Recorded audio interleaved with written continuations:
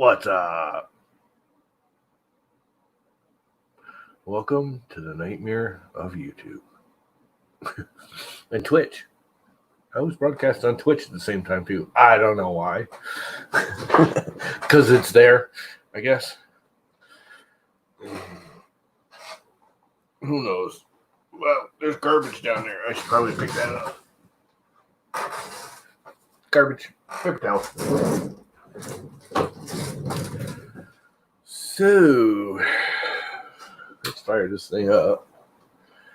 This here LlamaCore unit with the RepRapFirmware 3 is annoying, to say it mildly. Annoying. Very, very annoying.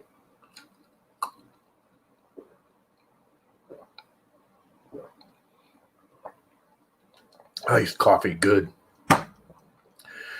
It's hot and miserable. I have a wicked headache. My knees are throbbing. Wham. Okay, that's over with.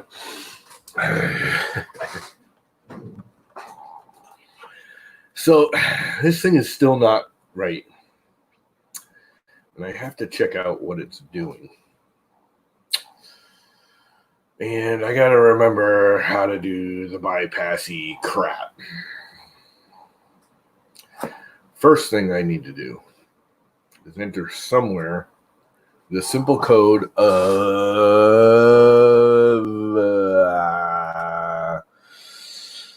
oh crap, my brain ain't working for this. Why am I trying to do this today? The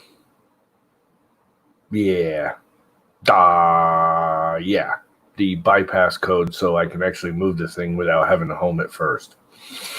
Because, let's make it so safe we can't do anything safe with it. I don't get that safety feature. I mean, I get their thought pattern behind it initially, but like if you have a crash and the nozzle is hot and the bed's hot and you're putting down the first layer, the last thing you want to have to do is restart it real quick and then not be able to move the bed away from the nozzle. You have to home it before you can move the bed away from the nozzle. So you got to jam the nozzle into the bed before you can move the nozzle away from the bed.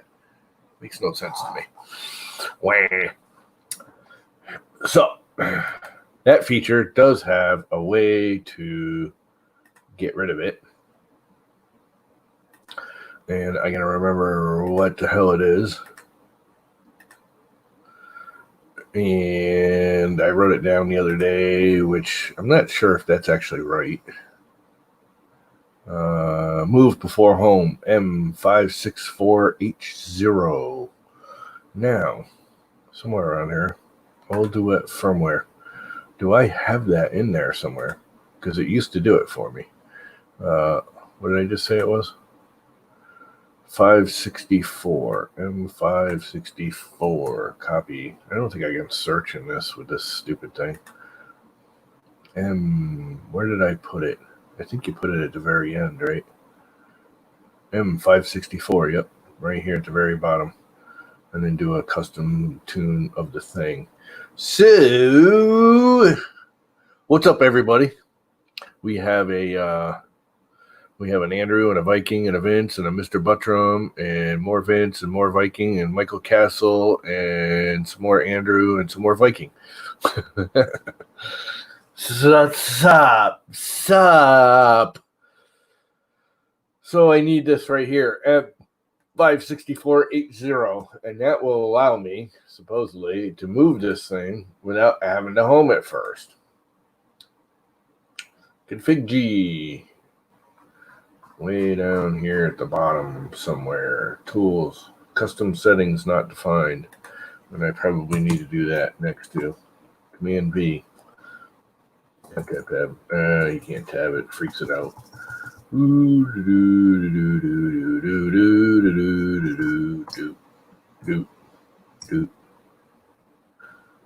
Nope, want a period there. Why did it put a period there?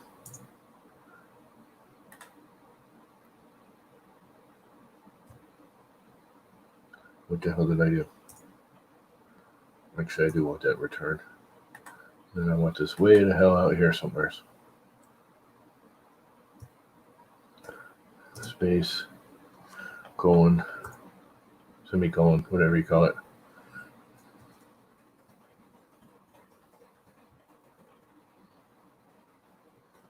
I should have a space. Try and keep this all neat and organized. I know it's kind of a waste of time, but replace with PID tune. And all this happy crap here. Those are both knocked out. Everything's good. Save. I thought I bumped out my... There it is. The chat window. That comes over here. This comes up here. Make this a little bit smaller, even though it's kind of a pain in the butt. Actually, I can make this smaller because the chat window doesn't need to be that big or that wide. That way it takes less. Is it enough Viking for you? No, man. Get your ass in here. We need more Viking.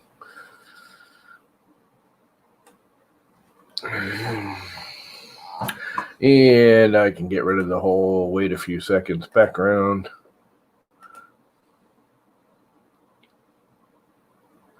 And that's that. Okay.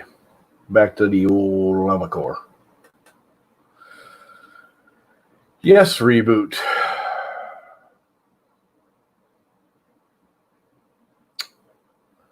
Now, I'm getting like really weird prints. Waiting for a phone call, but I can jump in after that. Okay.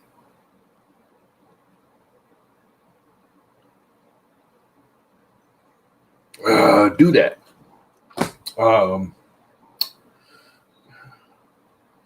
It's printing really weird. And I know you're all going to laugh and make fun of me because I love IdeaMaker, but it only does it with IdeaMaker. So there's a code IdeaMaker's putting out, and I think I caught it yesterday, but I'm not positive. I got to check. If you don't do it, and that includes you, Viking, if you're using IdeaMaker, you need to go in, and I'll actually show you right now, and make sure you have the M1001 and the M1002s knocked out. And you do it by going into the templates, your templates, and you edit them. And unfortunately, you got to do it to all of them.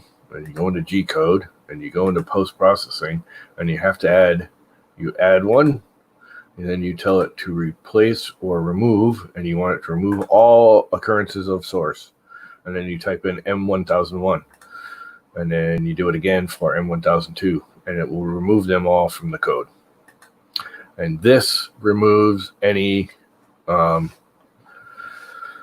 a few scripts that the Raise does all on its own that no other printer does, and I might as well go down and do it to all of them to make sure I've done it. See, it's not here. Add, remove all M1001. These are 1001 is some startup code for Raise only, and remove. That's going to be an M1002. Stop. Why won't you let me collect it? Double click to edit an item. Save. Why is it just freaking out and locked up?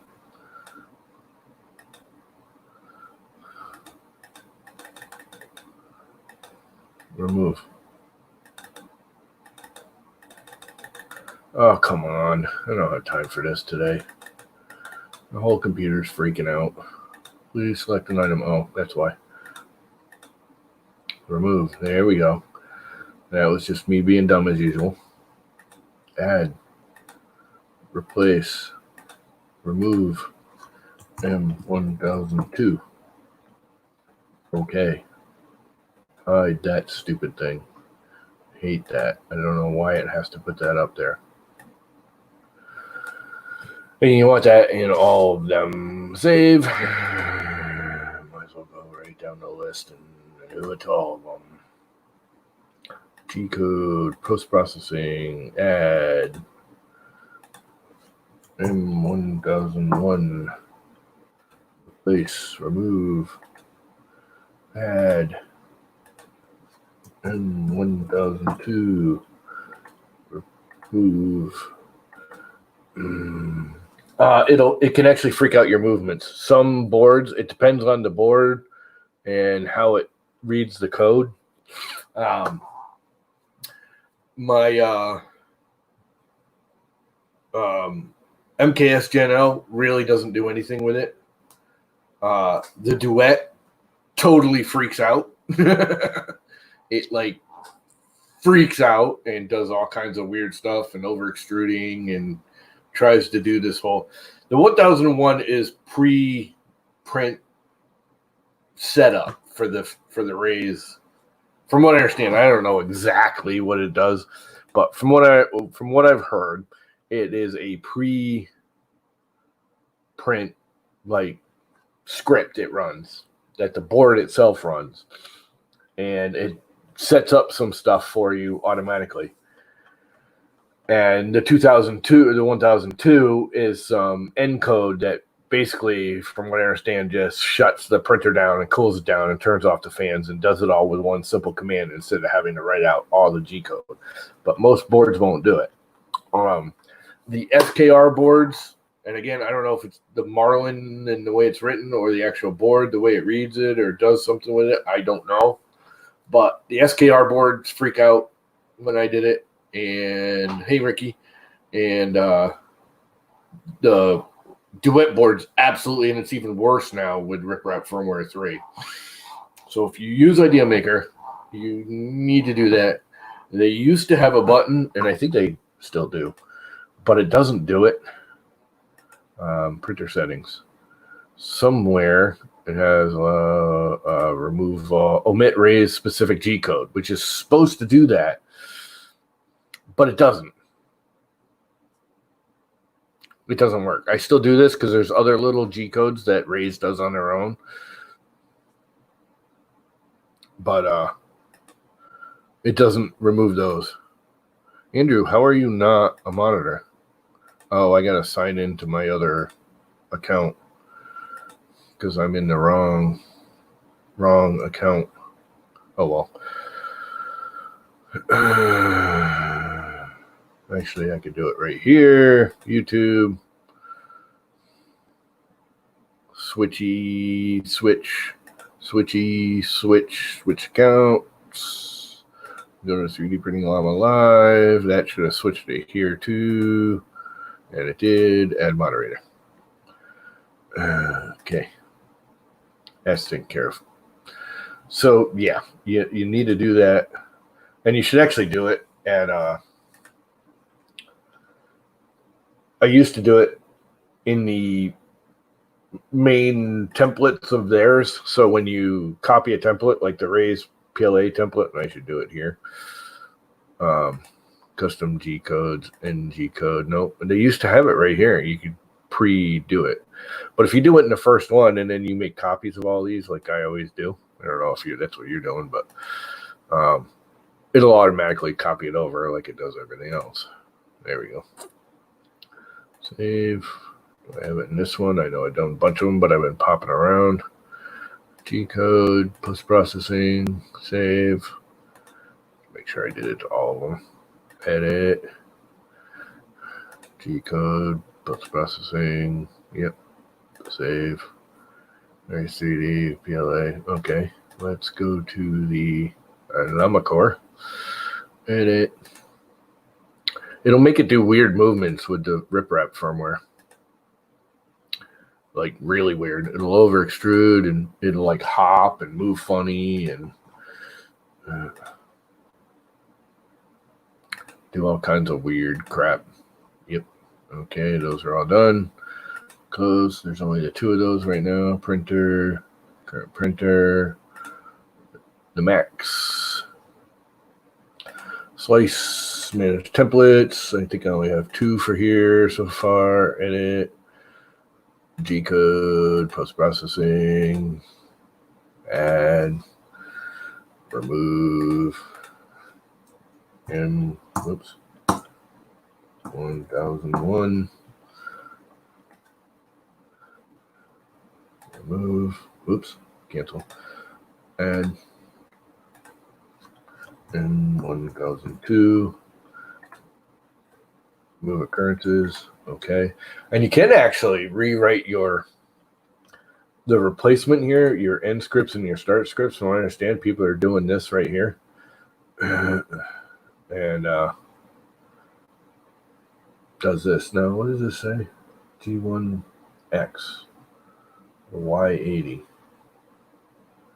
So in this case, that start script is going wide. So, all right. Boy. And this is the other thing I love about Idea Maker. I mean, that's kind of a pain in the ass, but look how fast this switches printers. Boom, done. Instant. Done. Switched. Ready to go. Hey, there's Tanner here. Sorry, Tanner. I didn't know you were in here. That's okay. I got no sound for you. You were doing stuff. There's no sound. Oh, there's the sound. Dude, your sound is like a minute behind. Really? Really. I just like, yeah. It's literally like I watch you go, really? Let me unplug my like mic. Watching a plug it back old in. 70s kung fu movie.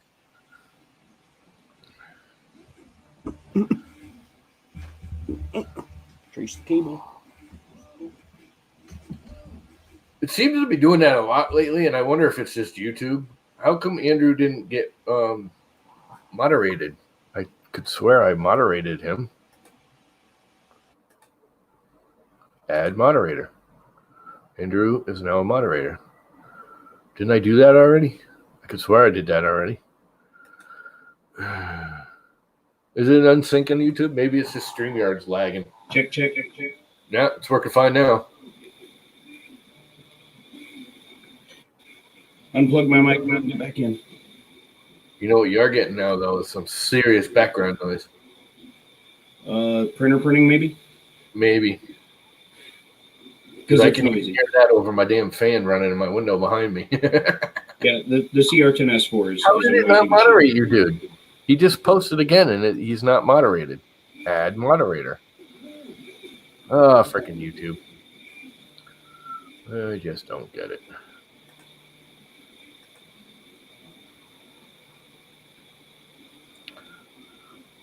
Am I in live? I'm in live. Let's do this.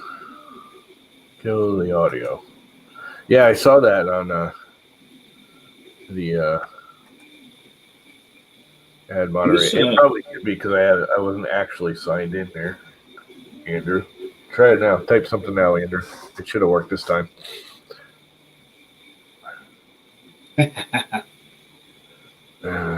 This Strong Hero 3D, what's it called?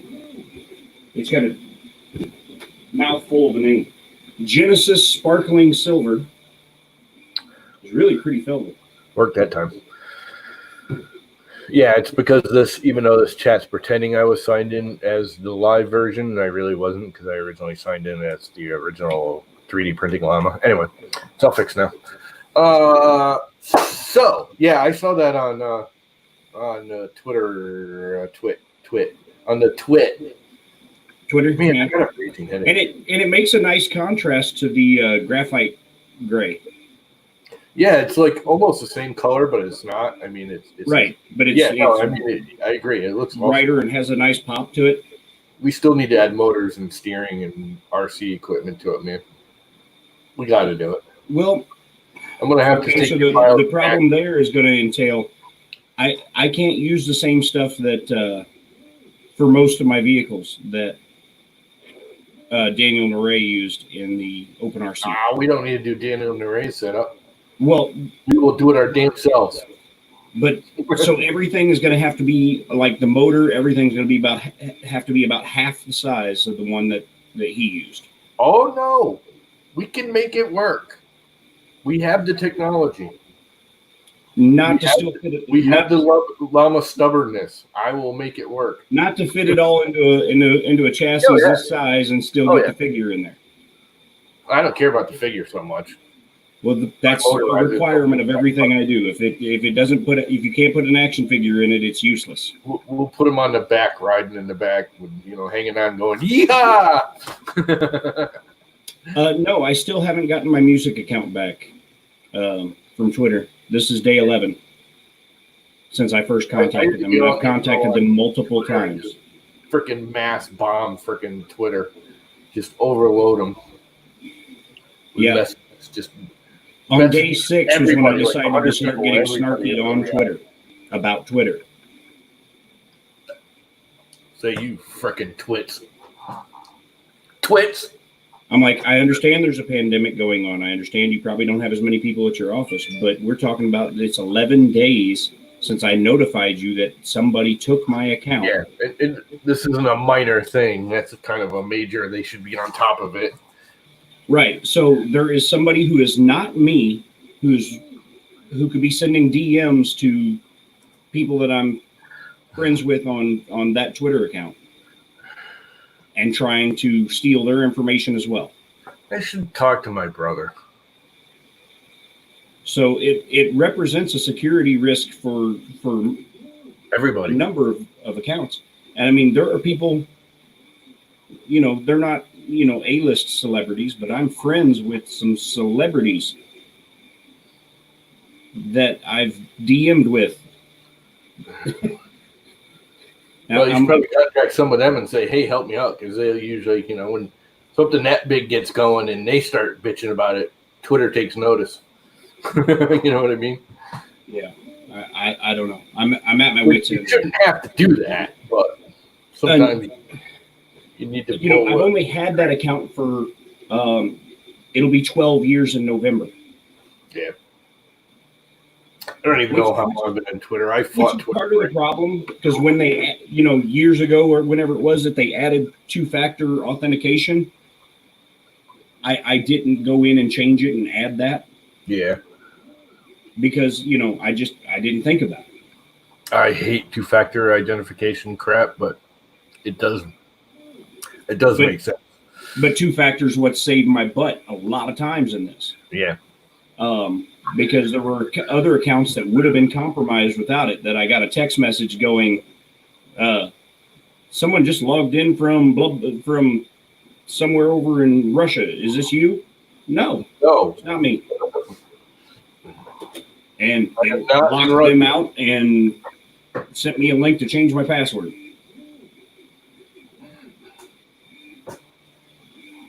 Yes, I know there's some very small RC things. When I was at the store the other day, there were some RC cars that were like this big. Yeah, and they're actually drivable. They like steer and everything. Yeah, it's amazing how the whole bit. I'm like the little motors and the. So I know there's smaller RC stuff out there. I need to find something that'll be powerful enough to move the vehicle at its weight, yet small enough for like all the components to fit in there and in like there. Yeah. It'll fit in there. The only thing that needs to be up front is the servo and some linkages. And then a vehicle like this, you just take your little fake motor out and replace it with a real one. Right. And then make something that covers it that still looks like that. What's up, Dan, the guy that says I'm not going to stream tonight and then did it for last night anyways? I was in bed, sitting with my iPad, getting ready to watch, I started watching Picard on CBS All Access because I did the free week and blah, blah, blah. And all of a sudden, up comes a message, Dan is streaming. I was like, lion sack. Oh, he didn't stay off freaking streaming for one day. He's addicted to streaming. If I have to pop away this morning, I'm waiting for a phone call. I had to take my father-in-law to the emergency room this morning. Oh, nice. And because of the way hospitals are working right now, it's just kind of dump him off at the door. They take my name and phone number and like, we'll call you when we know something. Quite honestly, all my years of between myself and my family and, everyone else, and sitting in a freaking waiting room at a hospital is absolutely pointless. It does nobody no freaking good. I mean, a lot of times, like with my father, they'd let me in because I was his caretaker. Even when the pandemic first started, I was at least allowed in there. Not toward the end, but in the beginning. But unless you can go in and sit with them and hold their hand and talk to them and blah blah blah in the bed, which they only allow one or two people depending on the hospital and what's going on under normal conditions. It's pointless to sit in the freaking waiting room in the hospital. Right. Why? And I'm 10 minutes from the hospital anyway, so if they call me and they need something, I can get up there in 10 minutes.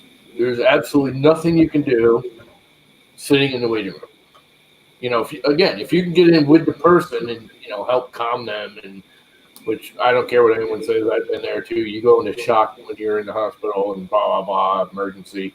Having someone there you recognize and know definitely can help calm. But if you can't get in there with the person, you're wasting your time sitting in the freaking hospital. Right. So I'm better off to sit 10 minutes away in my house. Yeah.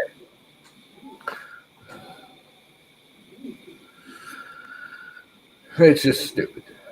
And this is the same hospital that took them 4.5 hours to find me a bed when I was in there with my kidney stone, literally laying on the floor of their waiting room, writhing in agony. It took them 4.5 hours to get me back into a room. So, yeah, but private medical is better than having it government run, because Canada and every other country in the world has that same problem. Not. It's all about the money. Money, money, money. Anyway, enough of that crap. Is he all right? I mean, he woke up this morning and said that his leg was feeling much worse. He's got a blood clot in one of his legs, and it's swole up twice the size of the other leg. Why didn't they bleed it out? Because of his age. They're worried it'll move it, which is what when I had mine. He's 80 years old. Yeah. Well, they could bleed him out. The problem is if they bleed it out, they disturb it, and a chunk of it gets loose, can get into your heart or into your brain and cause a right. stroke. So you get to be 80 years old, and medical professionals decide what's worth risking. Yeah. Versus what's not.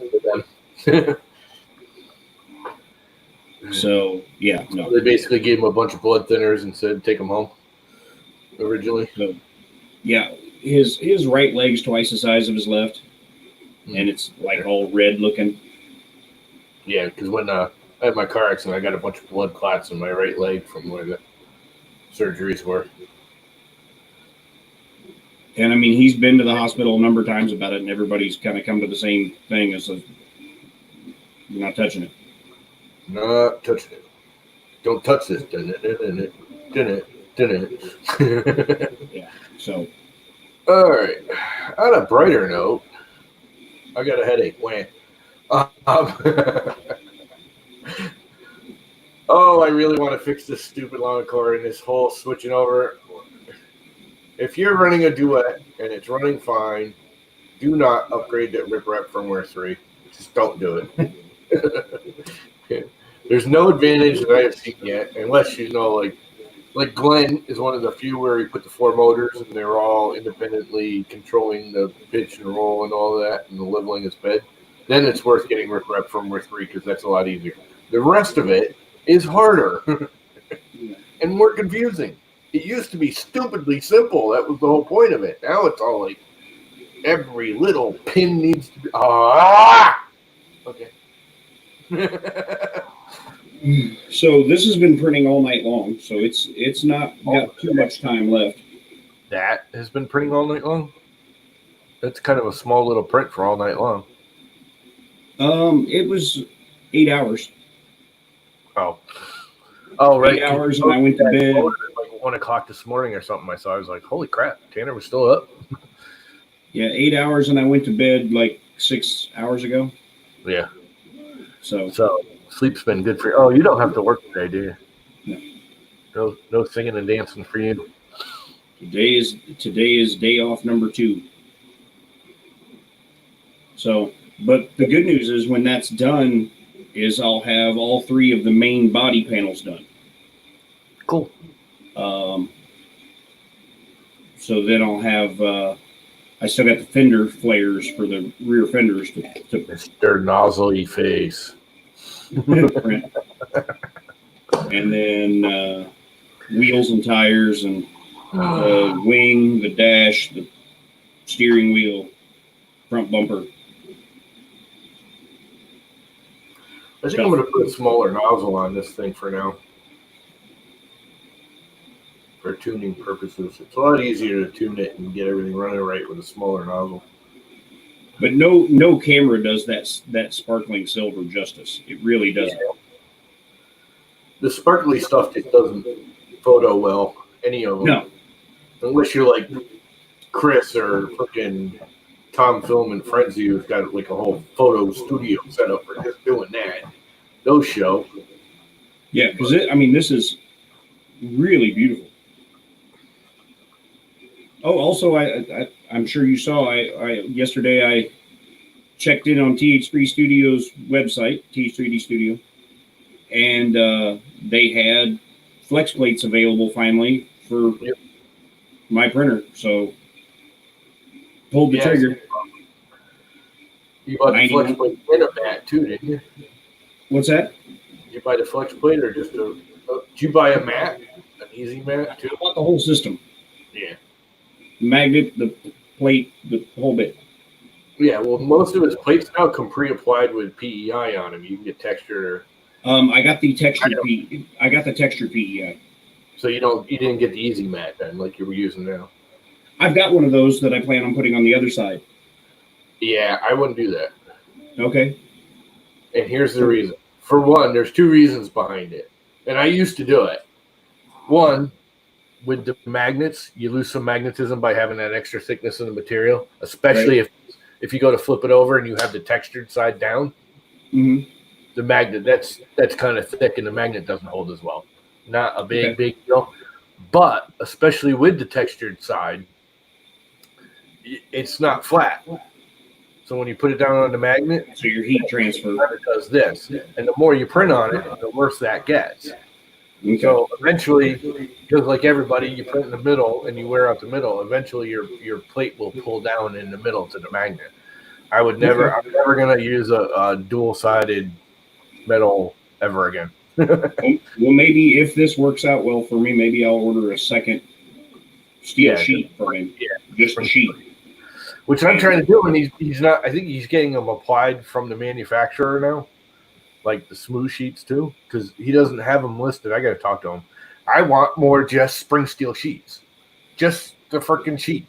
I'll put my own plate on there, whatever I want from material, which, hopefully it's going to be a llama sheet, a llama mat. But I don't want PEI on the other side. Yeah, blue tape. I still have blue tape sheets. That's LlamaTac right there.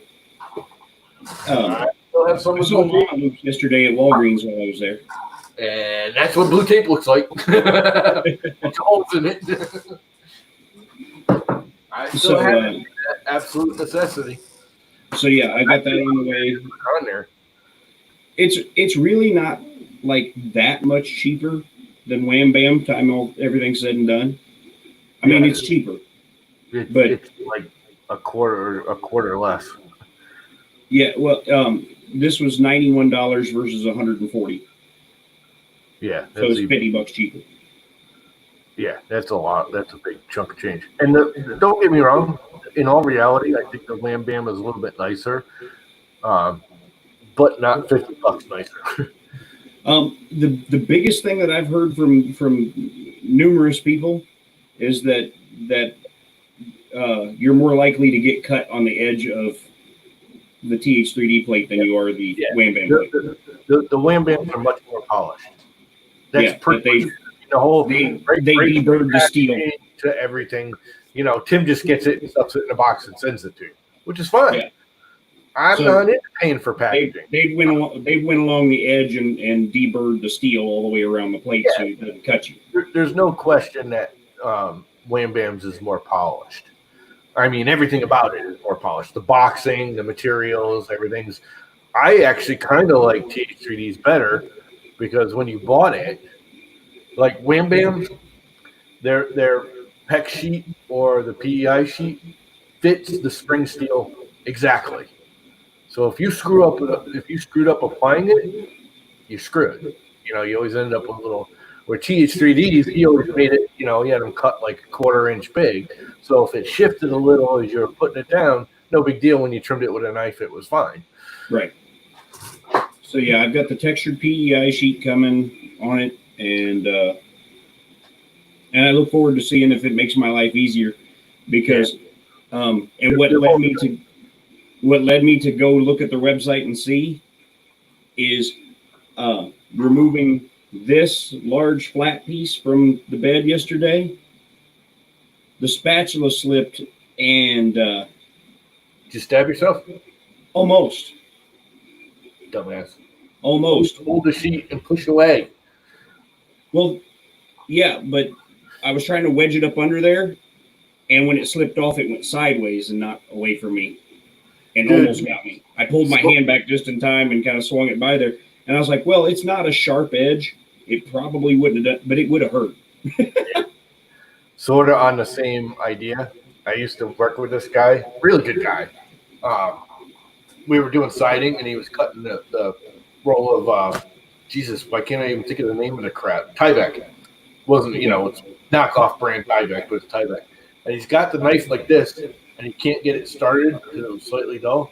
So he puts his freaking knee up to get it, you know, kind of stiff. Starts going, it slips. Dude, he got himself literally full depth of a utility knife, which is, what, 3/4 of an inch? What the hell just happened? Your light just died. Was that your monitor shut off? My monitors shut off. My monitors went to sleep because I hadn't moved my mouse in a while. From his knee all the way to his crotch. Like an inch deep cut. Like full on freaking stoved it in. He's lucky he didn't sever his femoral artery. Huh? Oh, yeah, he was bleeding, gushing. Because if he severed his femoral artery, you only take about 30 seconds to bleed out.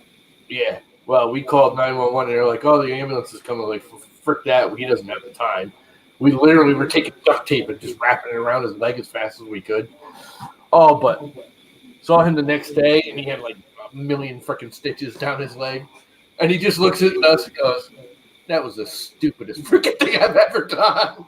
It's like that's one of the first things you learn as a carpenter is to take a knife and go away. Never whittle toward yourself. Never, you know, even bring away.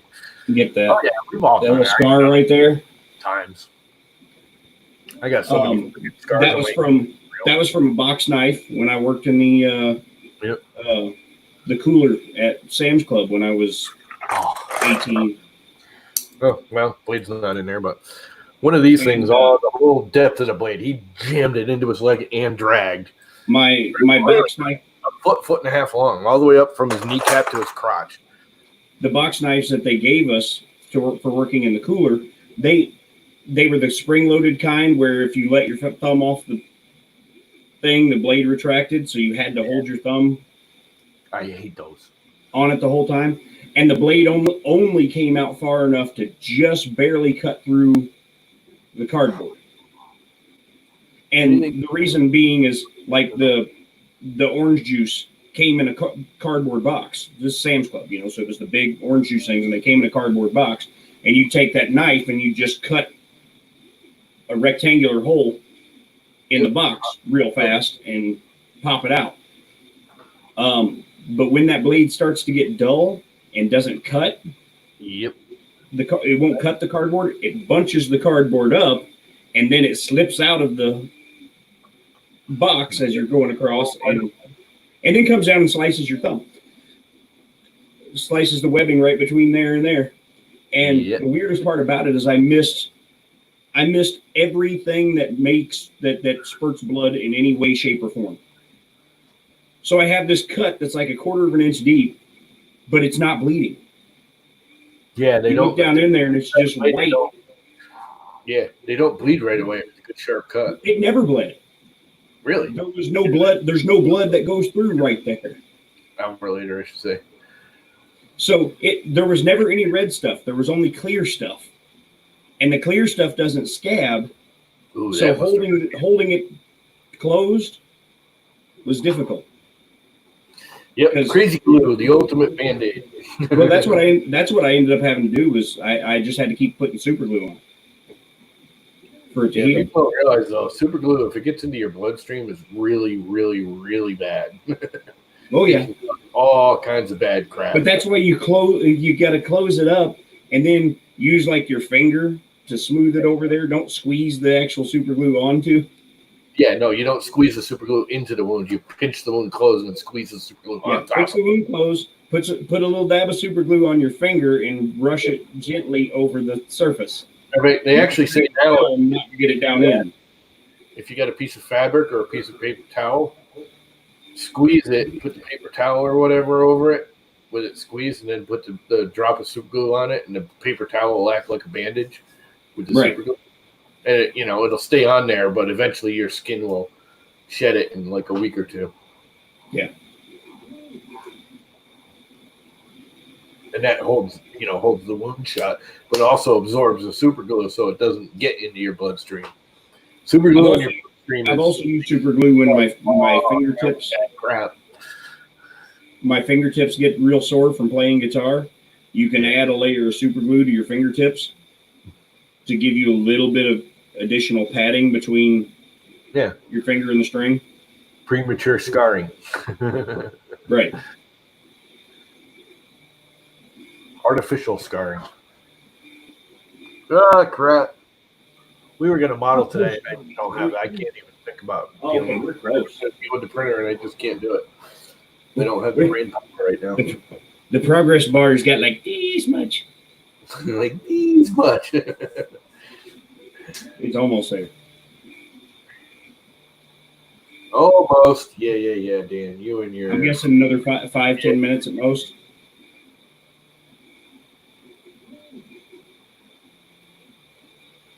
Dude, you should stop bringing printers home and finish the damn garage so you can put them out there, dumbass. Yeah, a lot of my plans for stuff have to go completely on hold right now because we're doing the whole house shopping thing. I don't want to buy more crap to have to move. I wouldn't. So I'm like, even if like a perfect resin printer came up right now and was in my budget, I would say not right now. Nope. Not right now. They're at the point now where they're like the enders now. They're just gonna be. They're not gonna go back up in price unless some big catastrophe happens, like a resin pandemic. Right. So we're doing the whole house shopping thing. We've got again today until we find a house. We haven't found one we want yet. That's the hard part. That is the hard part, especially around here, because a house will go up. And that's why we're going to have to. We haven't had a chance to meet with the realtor yet to go over what they have. You almost have to. You have to pretty well go through a realtor around here because you have to go through somebody who knows a house isn't even on the market yet, but it's about to be. Yeah. Literally around here, and this isn't an exaggeration. A house shows up on like Zillow or Trulia or something like that. 2 days later, it's sold. Yeah. 2 days. Houses are sitting 6-8 months around here. Some people aren't even selling. They're pulling them because they aren't selling around here. If you put a house up for sale here and it lasts longer than a month, you're asking too much. Yeah. Or there's something seriously wrong with it. Or there's foundation cracking, something. If a house lasts longer than a month around here, there's something wrong. We're done. And see, this is where I can't wait to be able to just take off a spring steel sheet and go. I find with that TH3D sheet, it's almost better if you do it while it's still warm. Oh, yeah? It sticks even more when it cools off with PLA.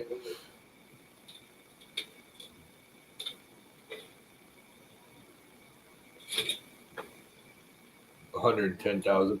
Dude, you can't even buy an acre of property here for $110,000, let alone a house.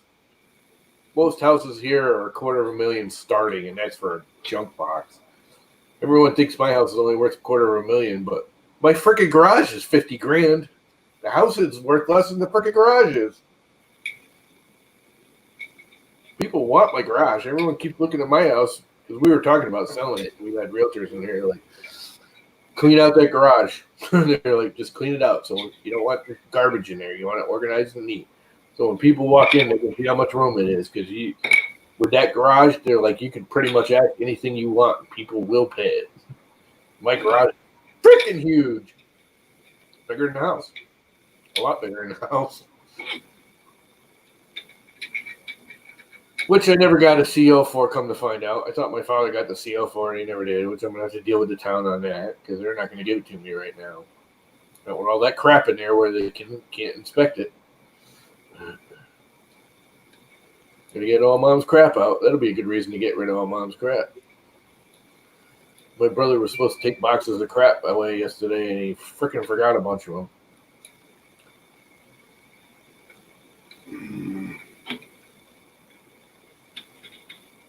I have to do some massaging on that part.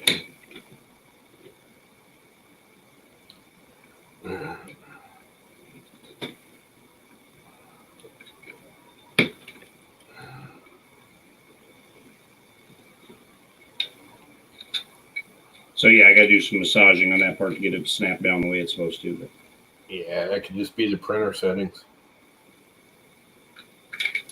Well, it's probably there's a tiny little bit of an elephant's foot or something like that. And move my mouse.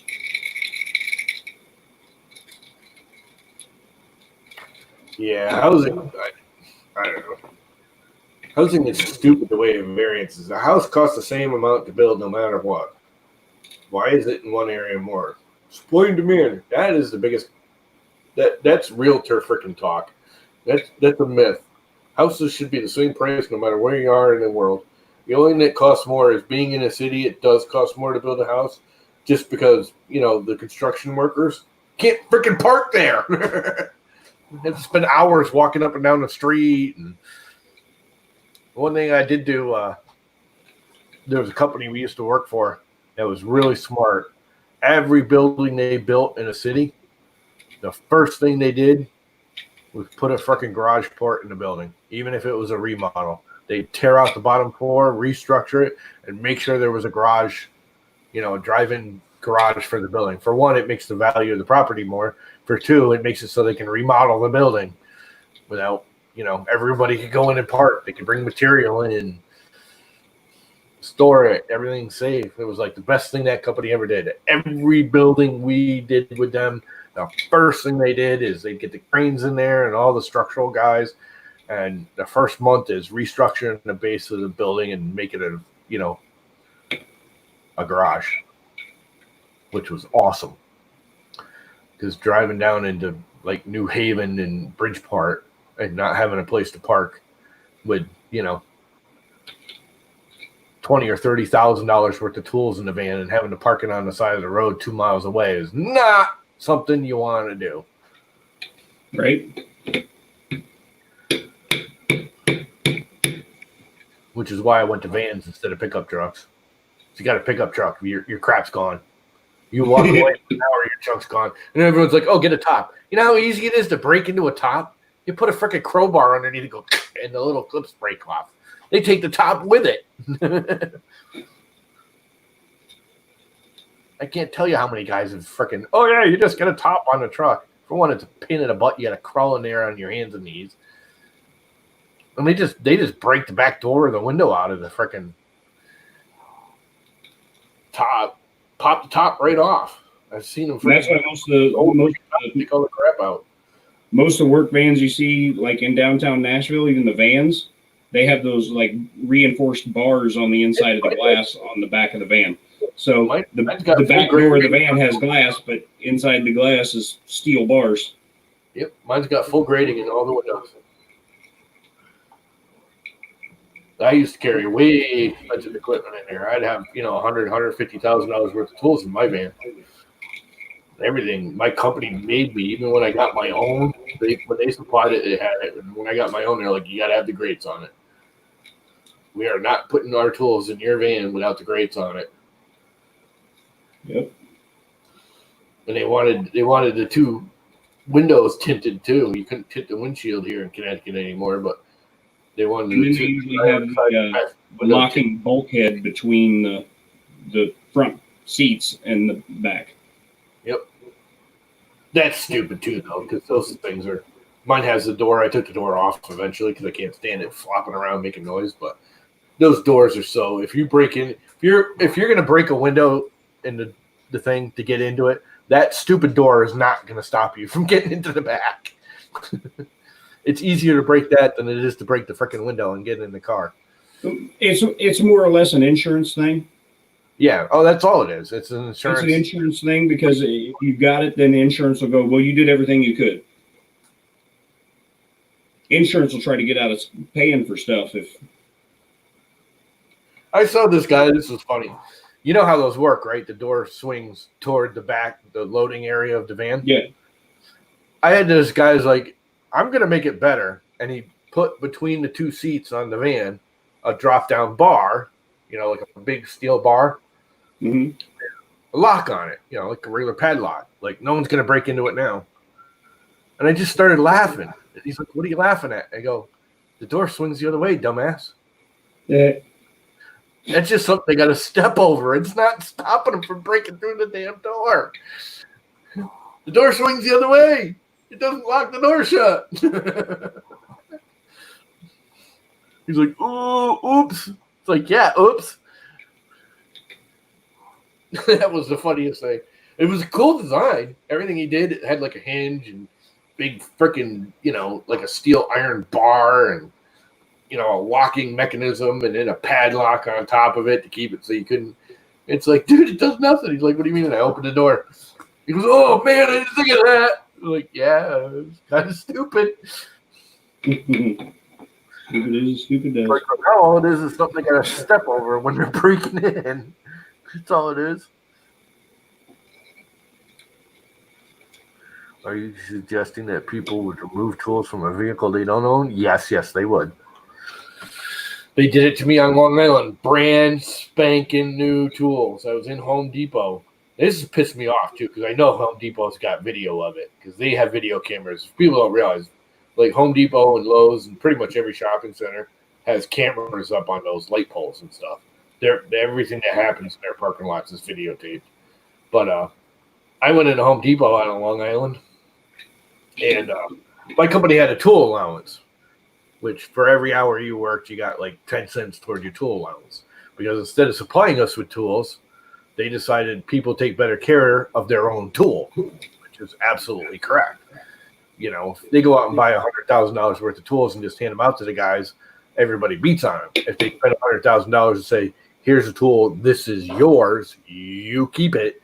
Even if you quit tomorrow, it's your tool.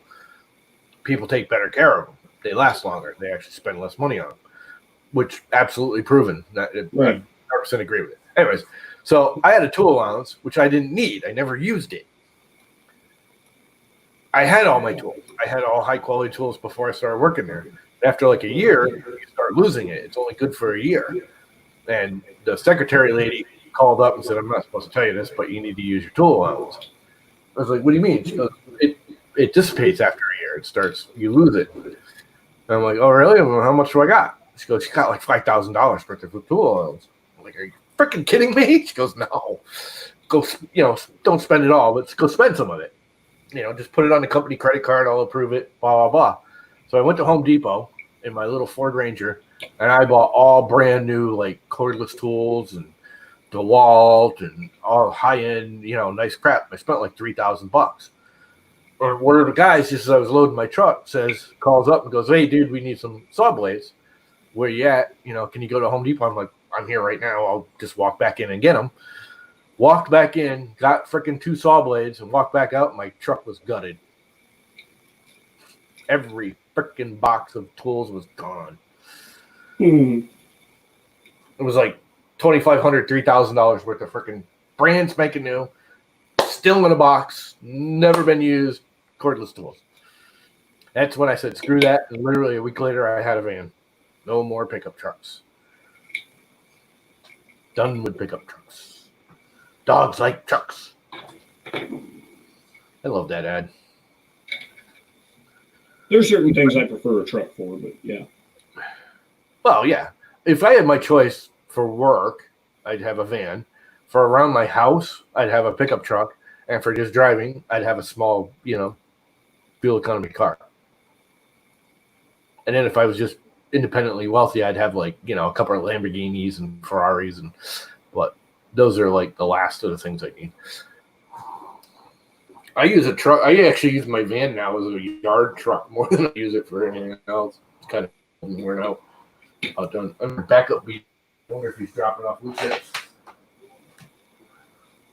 I don't see him. Maybe he's down in the driveway. Could be the gutter guys. I hope he dropped off wood chips. I really want to finish that. If I like won the lottery and was buying like dream car kind of stuff, the funny thing is I wouldn't be buying like the current high-end stuff. I wouldn't either. I would probably, I don't know. There's a couple of cars I really like the new ones of, and they're not that great of a car. I just really like the looks. I'm not big on the Ferraris and the Lamborghinis and the Vets. They all kind of look the same to me. They're all the fancy wedges now. They're all wedge cars. The Ferrari, my favorite Ferrari of all time is the 512 TR.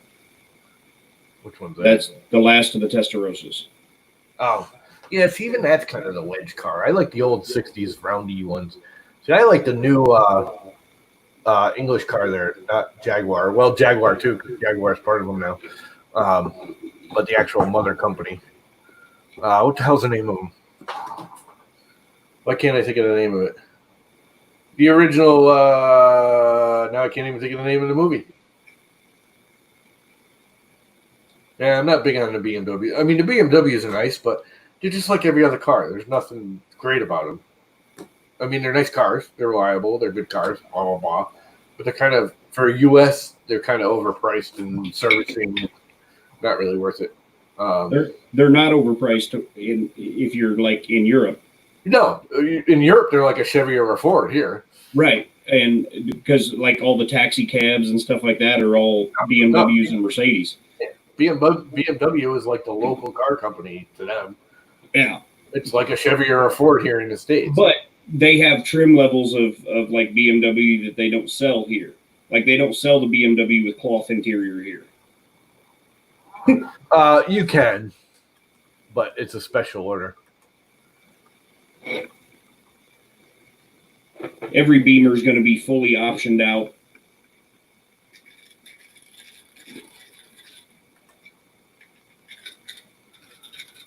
They're all the same. The Aston Martin, that's the one I was thinking of. I just like the look of the Aston Martins. They're just nice looking cars. They're the first that they still have that, I don't know, they don't look like a wedge. You know what I mean? All the supercars look like wedges. And they're not actually a great car. They're kind of not very good cars. But man, they are pretty. They're not known to be very long lasting. No. Well, the thing is they actually are getting more and more because they got bought out. They're actually GM now or something. So Austin Martin, Jaguar, and a couple others are all the same car. They're all based on the same wheelbase platform. Yeah, minis are nice, but I don't know. Driving a mini's kind of, I like them. I like the old minis. If I was going to get a mini, I'd get like a 1970s mini and restore it. I don't really like the new ones that much. They don't have the same feel as the old ones. It just feels like you're driving a little car. And they're not even that little anymore. They're making it bigger and bigger and bigger. If I won the lottery, it was feeling like you were driving a freaking go-kart at 90 miles an hour. if I won the lottery, sitting in my driveway would be probably sitting in a garage, would be a 1970 Oldsmobile 442 with the W31 package. Yeah, I did all that. I did the 442s and the Camaros and all that when I was young. They're nice. They're fun. They're really only good for meant to go in a straight line really fast. Yeah, they're good for drag strips. I did, there was a drag strip like 15, 20 miles away from here when I was growing up, so I built drag strips when I was a kid. Everybody around here. I would want one that's not numbers matching, because I'd want to rip all the suspension out of it and put you want modern suspension in it. And you don't do that to a numbers matching car. No, you don't touch a numbers matching car. Yeah, numbers matching car, you leave bone stock. And so I'd actually want one that's not a numbers matching car, which actually makes it cheaper. Yeah. And then I'd rip all the suspension and stuff out of it and put, modernized suspension in it so it handles better. And that's the car I wish I'd gotten, and everybody was fighting over it when my grandfather passed. My grandmother sold it instead of giving it to the family because nobody can. My grandfather bought a 1969 Bonneville. And this is my mother's father. Now, he's the kind of guy that when he did something like that, all of his cars he bought all of his life, he actually bought another, like a Chevy Citron or something weird from my grandmother. And he does this to all of his cars. He buys the car, he brings it home, he puts it in the garage. Anything considered replaceable, wear out parts, distributor caps, wires, spark plugs, he pulls them immediately and puts them in a box, including like the oil and antifreeze. He stores it all from the original. But then he rebuilds, puts it all back. Tires, anything he can get at easily. The only thing he didn't do is like his bearings and stuff like that. But literally anything in the engine, air filters, freaking oil filter, everything. He'd strip it, put it in a box, seal it up, all original. He did that with the 69 Bonneville. And when he passed in, 89, 90? I think he passed to 90. The car only had 20,000 miles on it. A 69 Bonneville. My grandmother sold it for $4,000. Oh, she didn't know what she had. Oh, she knew. It's just we weren't fighting over it, but everybody in the family was going, I want that damn car. Right. And she's like, I'm just not going to play favorites. Nobody's getting the car. I'm selling it. And we're like, all right. Thinking, she's going to get 20 or 30 grand for it, and Graham's going to have some money, and that's cool. Not that she needed money, because my grandmother wasn't, she wasn't rich, but my grandparents weren't poor either. They were pretty well off. My grandfather was president of a major bank in the area, so he always had money. I mean, again, he wasn't rich, but he wasn't poor by any matters. I mean, they were well off. They could pretty much do anything they want, anytime they wanted, without any real consequences. But she got $4 grand for it. We were all like, "Are you freaking nuts?" She's like, "Why? What was it worth? Like $20,000 or $30,000 even back then." I mean, that was and the funny thing is, as a low mileage survivor with all original parts, it'd probably go at someplace like Barrett Jackson for more like 60 or 70. Yeah, no, at the time it wasn't an antique yet. It wasn't 20 years old, so it hadn't hit the antique. And you got to remember, you're talking the late 80s, early 90s, which, everything was cheaper back then. Everything was more realistically priced, but still, she got $4 grand for it. And it's funny because the guy who bought it kept it, and he actually showed up here 2-3 years ago, and he was having financial problems, and he wanted to sell it back to me for the same $4 grand. He's like, I know you wanted this car because I went to school with the kid that bought it. He drove it up here. It was all freaking rotted and rusted. I was like, my grandfather pampered that thing. That was his, Sunday car.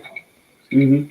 He had a little Chevy, I think it was a Citron. Remember the Chevy Citron? Citation? No, it wasn't a Citation. It was like a Citron, or it was a weird, like, hatchbacky. Maybe it was a Citation. I don't know. Citation is a little butt ugly car. That was their everyday driver. It was a little hatchback 4-door piece of crap. Yeah, it sounds like Citation. Yeah, maybe it was a Citation. It was like an 80s, mid-late. It was an 80s fuel economy car. Yeah. Topped out at like 83 miles an hour. Yep. And at 83 miles an hour, you thought you were going to die driving it that speed. Right. I think it was a Citation. Anyways, it was butt ugly. It was a little hatchback with the. It was like one of the last ones that had the wood freaking plastic panels, the fake wood panels on the doors. Oh, it was butt ugly. It kind of looked like the old hatchback Pintos, but it was a 4-door and a little bigger, and it was a Chevy, front wheel drive. I think it was a Citation, I think it was a Citation. Anyway, it was butt ugly. So the yellow bird, because it was freaking pale yellow. It was a butt ugly color. When my grandfather bought it, he got a deal because no one wanted it. It was like a year old on the lot kind of deal. Nobody wanted it because of the butt ugly yellow. My car was huge too. It was freaking huge. I think it got like 8 gallons per mile. 400 big block in it. God, I wanted that car.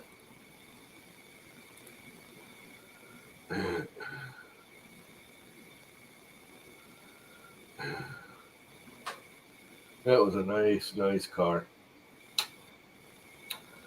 I gotta pee. I'll be right back. Oh, I gotta move. These don't work. Wow.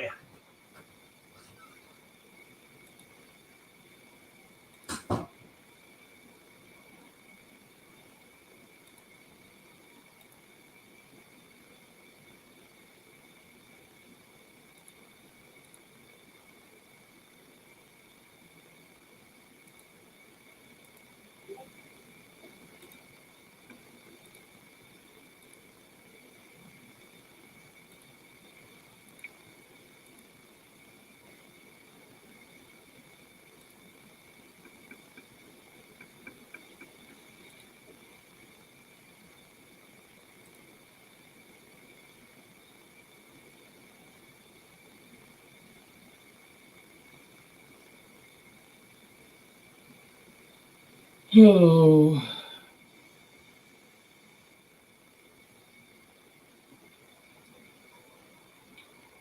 You may not need to go faster than 75, but sometimes you want to.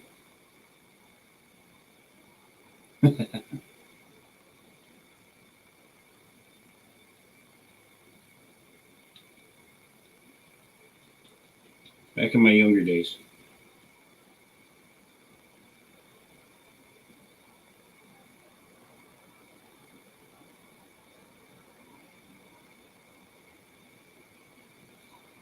Back when you're young and you think you're invincible and are going to live forever.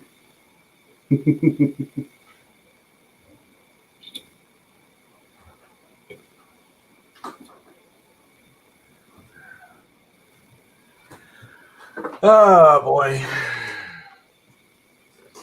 There you go. There's your citation on my screen share there, Tom. Ugly yellow even. It was a Citation. That's exactly it, that yellow one. It was a brown one, though, with the wood side panels on it. It had those fake, remember what I'm talking about? The fake wood panels, which I never got. I always thought those were so stupidly ugly. My best friend's mother had a Pinto with the wood side panels on it. That was the ugliest car. I'll never forget when she bought the new one. She just gave it to my friend. She's like, "Here, have the car. It's a piece of junk. Beat it up." We took it out 4-wheeling in the woods out in the state park and left it there. Yeah, I got a friend of mine that's got one of those. Exactly that color and everything. The red 442s. Those are nice, but being honest with you, driving one, it's just not that much fun unless you're like at a drag strip. Trying to drive one of them things down the road is obnoxious. I just want one to cruise around in. Yeah. You know what I'd almost rather have, even though I don't like the looks of as much, I still like the looks of, is the old AMC Javelin. Type that in there. What is it? AMC Javelin, 1970 AMC Javelin. They're a weird-looking, awesome car. And they're so limited that the hatchback was really nice, and you couldn't find them. If you can get yourself a Javelin hatchback. Look at that one. Yeah. That's not a Javelin, is it? Yeah. It's a Javelin AMX. Yeah, that's somebody, like, plasticized it. But you got to find a hatchback. Type in hatchback, Javelin hatchback. Because they're, like, you can't find them. A friend of mine had one back in high school. His father owned a garage, and they're just like really, really hard to find. And they are. It's not even that good of a pretty of a car. It's nice. He kind of did it up. He used to drag it with me when I dragged my Camaro. But it's just like so hard to find one. It was worth so much money, and he crashed it. Yeah, it looks like a Mustang. That's the newer version. That's after Dodge bought it. 79. Hey, go down to the bottom to that Pacer. Isn't that a Pacer at the bottom there? That silver one? That? Yeah, what is that? I don't know. That's not the Pacer. What the hell? I know that car, and I can't think of the name. Huh? That's the Gremlin. Yeah, the Gremlin. The AMC Gremlin. Or the fishbowl on wheels, the AMC Pacer. I love the Pacers. When I was a kid, we had a 1978 Pacer. Huh? When I was a kid, we had a 1978 Pacer. If you left the windows closed in the sun, it would blow the windows out. The freaking fishbowl on wheels. Our Pacer had the coldest AC of any car I've ever seen in my life. Yeah, the AC worked. I had a friend that had a Pacer. Well, my brother out of the car. It actually wasn't a bad car, other than there was so much glass. And I guess they just put such an overpowered AC in it because there was so much glass, and they knew that the sun would be treating it like a greenhouse. It really wasn't a bad car. I mean, it's freaking butt ugly. Yeah, at the same time, we had 3 1978 vehicles, and let's see, this was 19. They still got that AMC Pacer 85. Yeah, in 1985, we had 3 1978 vehicles. We had a 78 Pacer, we had a 78 Chevy Monza,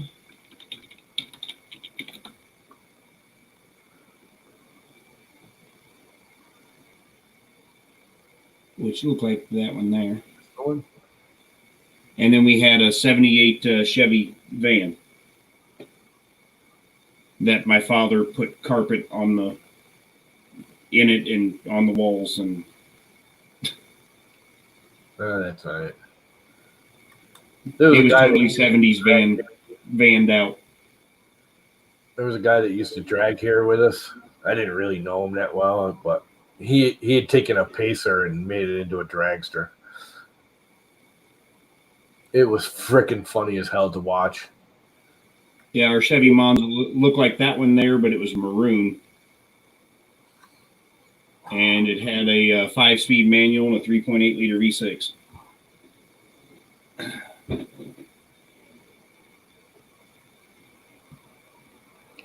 Yeah. Anyway, the same V6 that they later put in the a turbocharger on in the Grand National. So it was a fast car. Yep. For what it was. I don't know. The most fun car I've ever owned.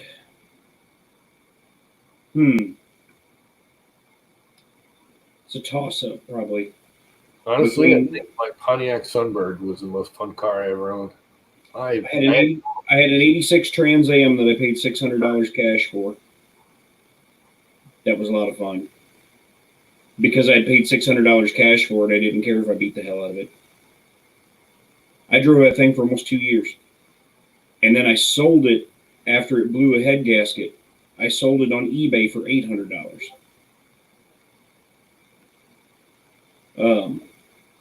It had the two-port injected 305 in it.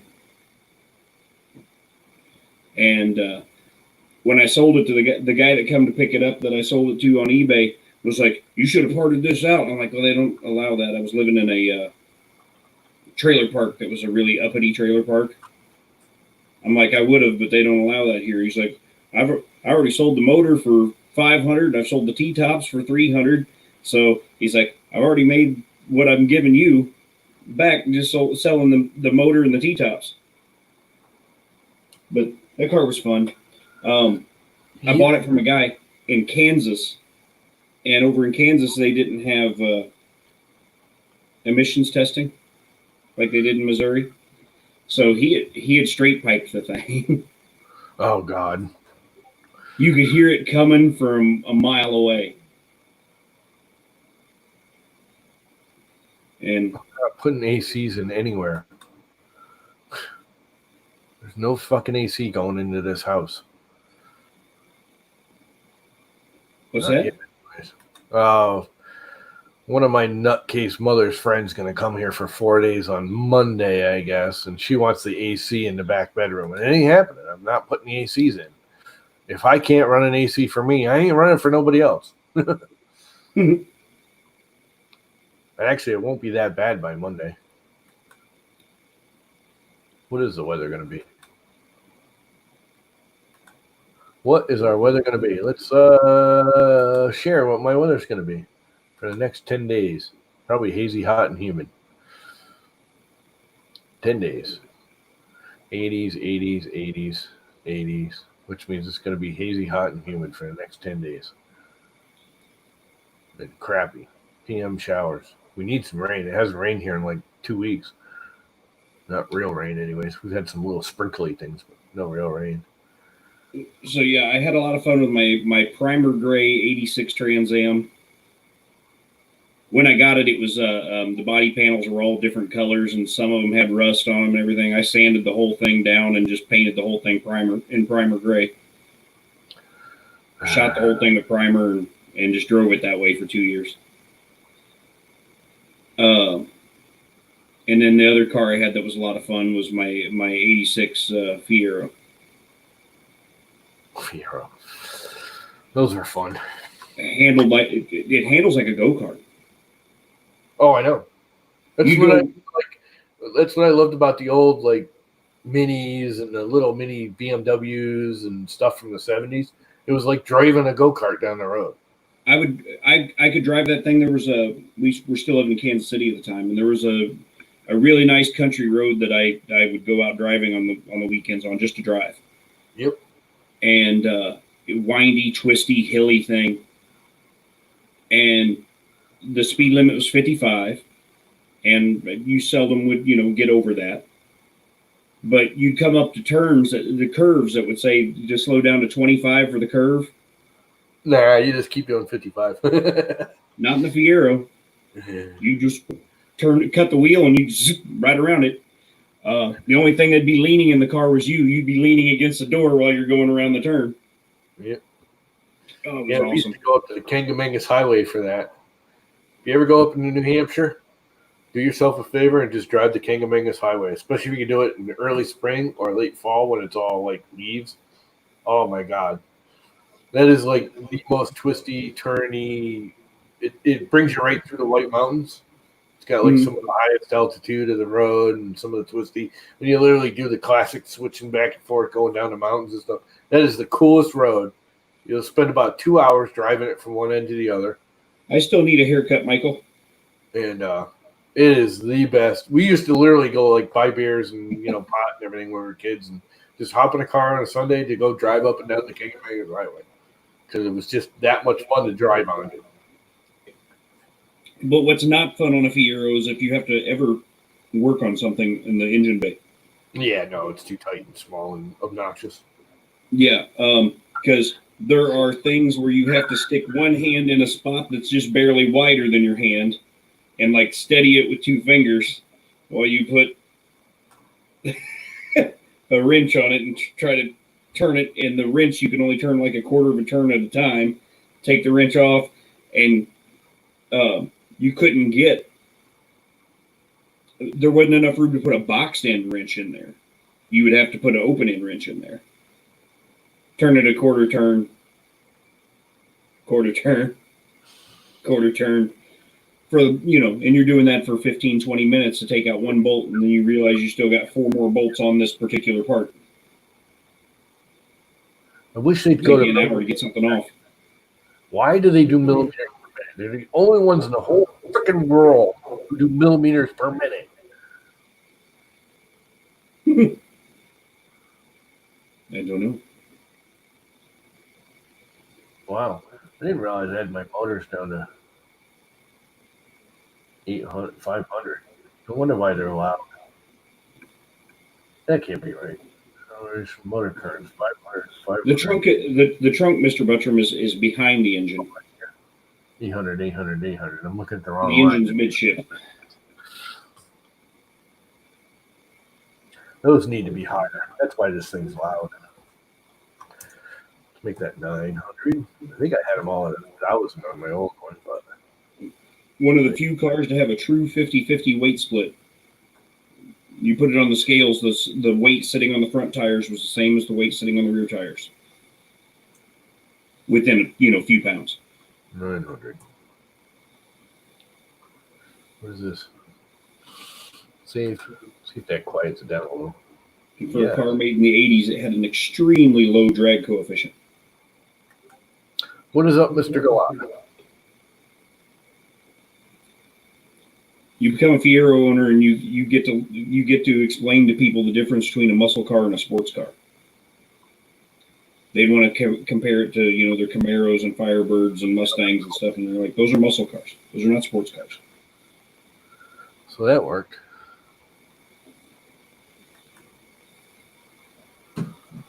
Because they'll outrun me in a straight line all day, and I'll outcorner them all day.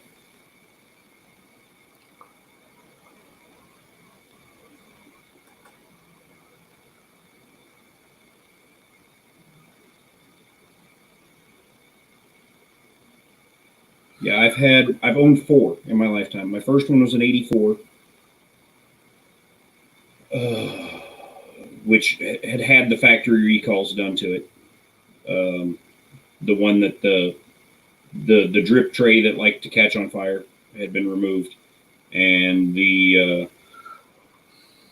oil filler or the oil filter had the half of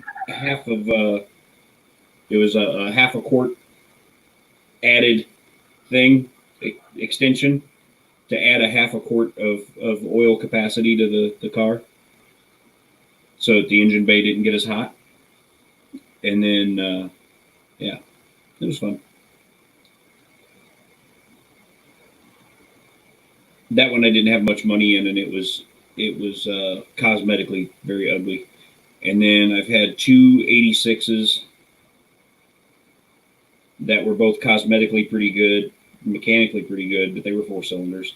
And then I had an 87 GT that I never could get a title to, which was unfortunate because it was a 5-speed V6. So that looks right. There's my home all.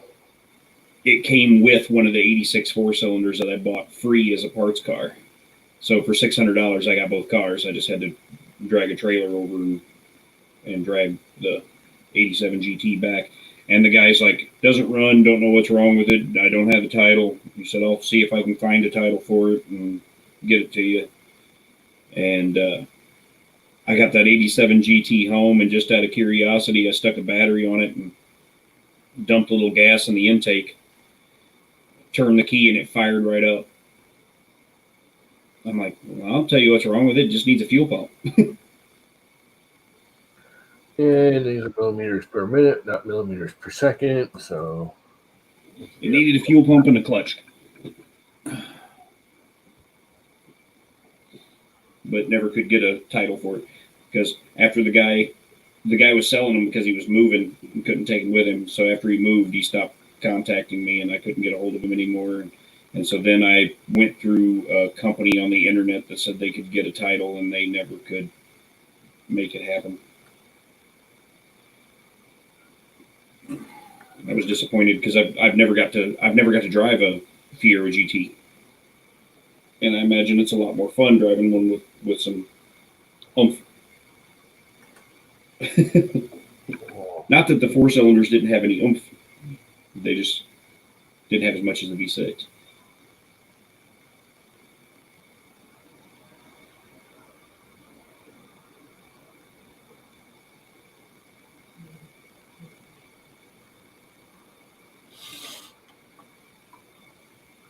save dashboard, home all.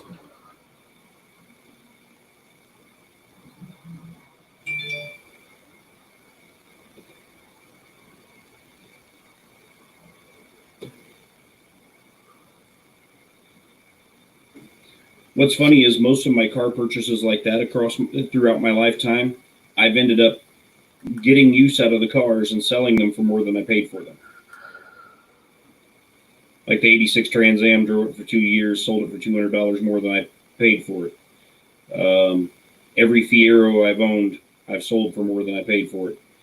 Although, seeing Fiero prices lately, that's probably not a possibility anymore. People are wanting $3 or $4 grand for piles of junk. Yeah, I'll leave that. It's working. Because they're classics now.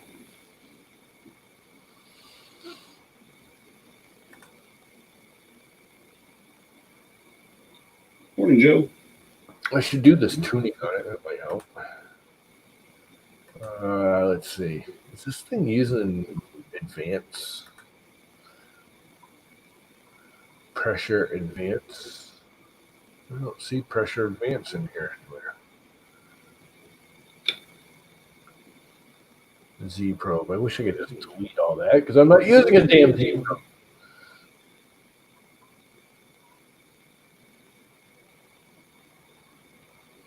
We don't care about the mesh grid.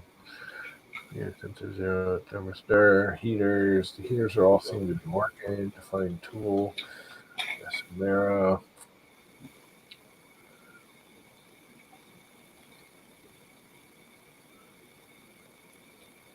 Car XY.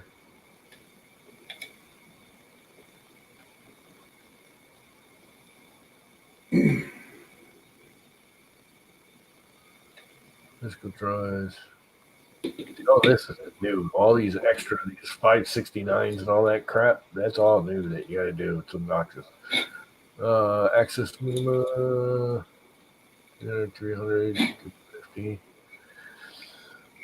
What am I missing? There's got to be something I'm missing.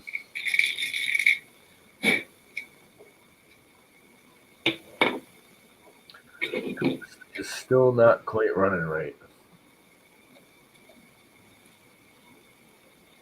I don't think I can even edit that. That's nothing, right? Clear any bed transformation, probe to bed. I don't care about bed crap. Don't need any of that bed auto homing garbage.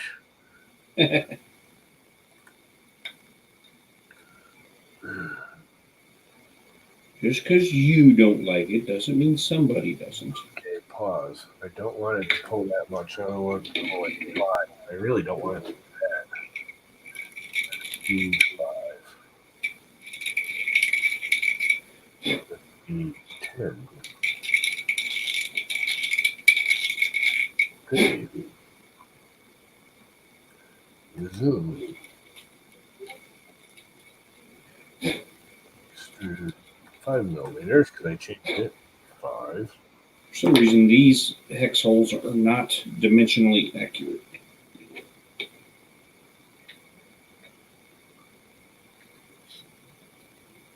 So just waller them out. Waller them out till they work. Stop. There we go. Good. Okay. That's not Since I haven't officially named this thing yet, I'm thinking about calling it, since dune buggies are meant for sand, obviously, thinking about calling it a scarab. A what? The scarab. Because it's kind of got that beetle-shaped back end.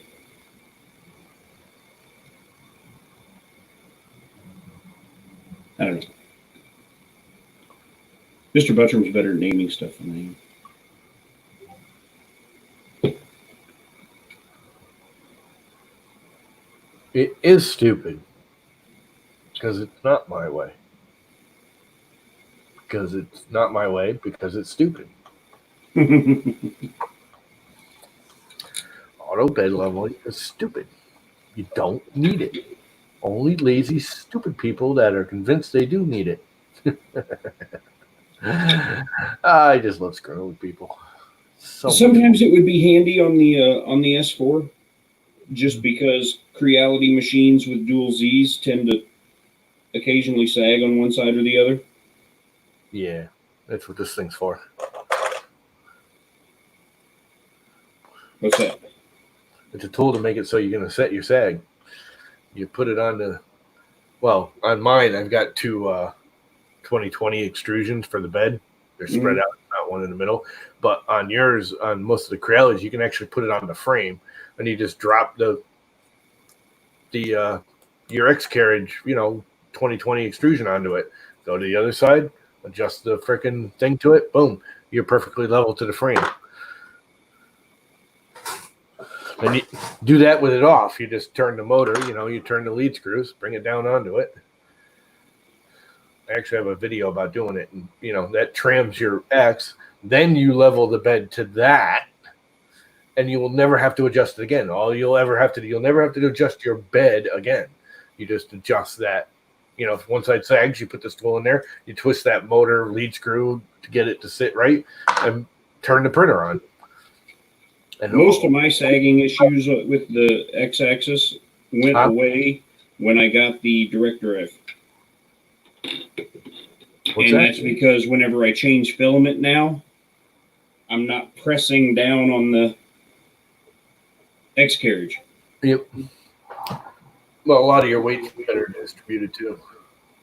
So most sag is all the motors are on one side. It's got the two lead screws, and when you shut it off, all that weight shifts down on that one side. Well, because now whenever I swap filament, I hit the change filament button. It ejects the old filament, and I stick the new filament just barely in the hole of the Bondtech, and I hit the button, and it just pulls it in. Yep. The Hemera doesn't quite do it that easily. It's close. It's getting better. I don't even have to worry about any more. Like back when it was a Bowden tube, I would have to take the flush cutters, and I would have to try and get as sharp of an angle as I could on the tip of the filament. Otherwise, it would get stuck going through there somewhere. It'd take 10 minutes to change filament, and then another 10 minutes to re-level the bed afterwards because the X-axis is no longer level. So I'd have to Bondtech gears and put it on the Hemera if they're actually the same gear. Because the problem I'm finding with Hemera is they made the actual filament gripping grooves in the hobbing. They're too small. The Bondtechs are a little more rough. There's less actual teeth. They're really, really fine with Hemera, and they're too fine. They just strip. They don't have enough bite. Yeah, the Bondtech's got bite for days. Yeah, the Bondtech will freaking smoke a Hemera, and it's the same drive system when you get right down to it. The Bondtech will pick your printer up off the pulling on the filament. The Hemera does not have the grip that the Bondtech does. It'll strip the filament long before it, picks it up. And if you have a filament tangle, it's either going to pull your filament down off of wherever it's mounted, snap the filament, or pick the printer up off the table. Yeah. One of those three things is going to happen. Yep. With Hemera, won't strip out and start flipping on the filament. You can't stop it. You can't even hope to contain it. Yeah, I'm wondering if I could just switch out the gears to the Bondtech gears. The Bondtech gears definitely have more bite. So some of my favorite features about this is the removable engine cover and having a little engine tucked away in there. A little engine tucked away in there. Oh, you're funny. It's a toy. Damn it. Right? There's no engine in there. That's what I do. I make toys. It's no engine in there. It needs a real motor in there. No, it doesn't. Motor power. Do you know how many radio controlled G.I. Joe toys there were in the history of G.I. Joe? Not any. Was there one? I didn't do G.I. Joe. We had Major Matt Mason when I was a kid. The G.I. Joe Crossfire. Mason was just as cool and half the price, and it was spacey instead of just guns and ammo. It's all about. I had a Moonwalker. I thought Major Matt Mason was better than G.I. Joe. It was cheaper. It was more awesome. It was all about space and moonwalkers and crabs and freaking mechs and not just guns and jeeps and trucks. Major Matt Mason was awesome. There's probably still Major Matt Mason buried out in the sand back there somewhere. What's that? The actual G.I. Joe one? That's the one and only radio-controlled G.I. Joe toy. That thing actually looks pretty cool. I like the guy. Their freaking gun's almost as big as the whole freaking car. Yeah, that's the one and only radio-controlled G.I. Joe toy. And the number on the side tells you what the frequency of the radio control is. Oh, is that what it is? That's why you see 27s and 49s. Oh, crap. Racing number, the unit number, whatever you want to call it, that they put on the side. The Alpha 27 or Delta 49 told you if it was a 27 megahertz or a 49 megahertz controller. We're gonna have to. We got to power your little cars. And nowadays, to find one of these in working order with and not missing pieces, they are astronomically expensive. Oh, I'm sure. But it's just a cheap RC little dune buggy. Right. It's no better than it's no better than the $30 New Bright RC cars you're buying at Walmart. Yep. But to find one that is complete and functional, I don't know. Last time I looked, it was $300 or $400. Anyway. Yep, it's a G.I. Joe. You just really like your G.I. Joes, don't you? Well, yeah, I was an only child. That was my childhood. Sitting in my room playing with G.I. Joes and Transformers. Before G.I. Joe was He-Man. Keep forgetting you're young. Transformers. We didn't have Transformers. We were Major Matt Mason and G.I. Joe were like a big modern technology when I was a kid. Transformers came along in 1984. Yeah, I was already out of high school and moving to college. G.I. Joe, the small figures, the 3.75 inch figures were 1982. They got elbows that could do this in 1983. In 1982, that's all they did. And my original collection that I had to sell when we were hard up for money when we were leaving Kansas City, I had just about every figure there was, the original 1982s, and then their re-releases from 1983 when they added swivel to the.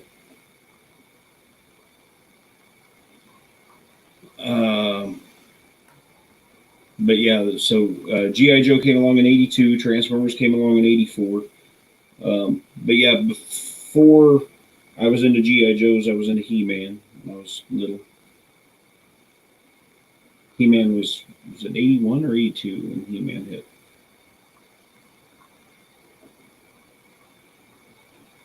'81 or 82, I forget. But I 1982, I wasn't really into military toys. In 1982, I was 5. The He-Man's were cool. He-Man toys were cool. Masters of the Universe. And then probably about 84, 85, I got into G.I. Joes and Transformers.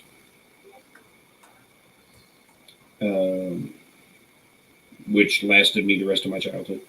There was the brief. In other words, you're still into it because you're still a child. I'm a grandfather. You can't be a grandpa and a child. Oh, check it out. I forgot about that thing. I had one of these. What you got? The spacesuit for Major Matt Mason. I had I can't remember what the name of it. I thought it was the Mars Walker or Moon Walker, but I don't see it here. I had one that was like a big, blue plastic bubble. It was just a ball with a little trailer that kind of went. Here it is. This thing right here.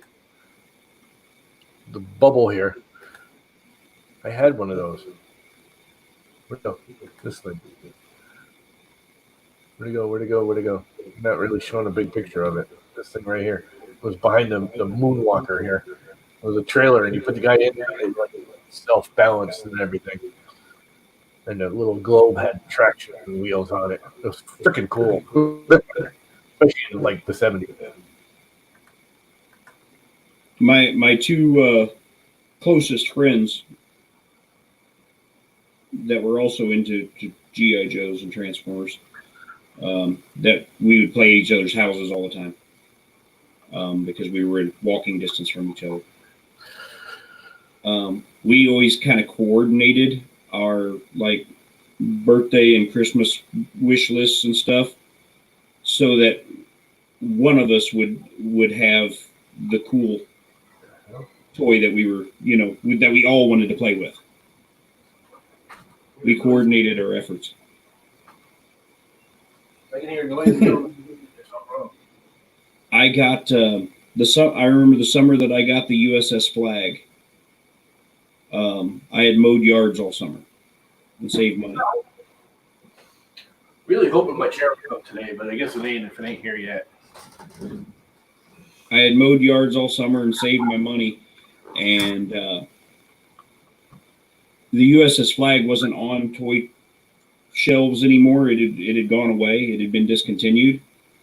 But I was at Walmart that weekend, and I'm guessing somebody had it on layaway or something, and then decided not to get it or forfeited it or whatever.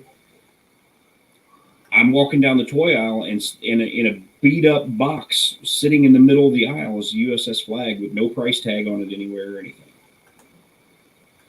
And back then, parents let their kids just go wander around without them. So I went to the toy aisle without my folks, and they were over on the grocery side of things, grocery shopping. And I'm supposed to meet them back over there whenever I'm done looking at toys. But I'm like, I'm not leaving this thing. I've got my mowing money. I can buy it. But this box is too big for me to pick up and move. So I stand there in the aisle and just hands on the box. I have no idea how much it costs, but I want to know how much it costs to see if I've got enough mowing money to do it. And finally, my parents come and find me, and they're mad because they had to come find me. And I'm like, I want this, and I've been saving my money. I want this. I don't know how much it is, So they went and found somebody at that had one of the little things to go check the price, and it was only $60. And so I had been saving money all summer. I used my own money to buy the USS Flag, which is a 7.5 foot long aircraft carrier. And that was so awesome. I had to set it up in the basement because there was no room in my room, because it was 7.5 feet long. And then I think the Christmas of that year was when the Defiant came out, and my friend Matt got the Defiant for Christmas. And the Defiant was the gigantic space shuttle playset. What the hell I'm doing? This is what I was supposed to be doing today. Then we got yakking and sidetracked. Hey, look at that. It straightened all out. During the setup time, this thing slammed into the end stops too many times because everything was not right. And kind of twisted the crap around, it looks like.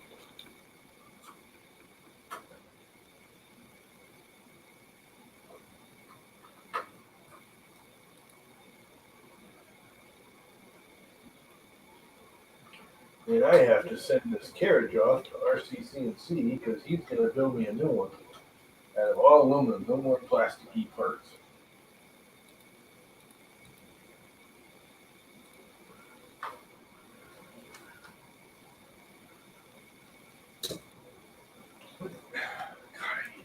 Oh, there you go. Remember I said earlier that the $300 or $400, it's still $300 or $400 to get a G.I. Joe Crossfire. $300. Love-hate relationship with this extruder, that's for sure.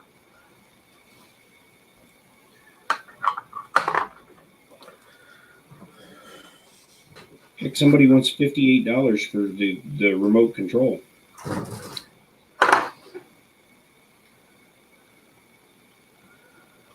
So let's try slicing something.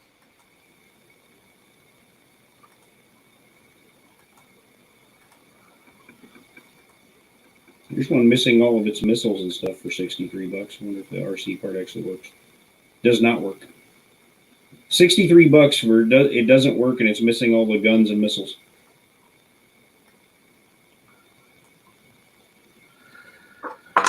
Oh boy. What am I going to use?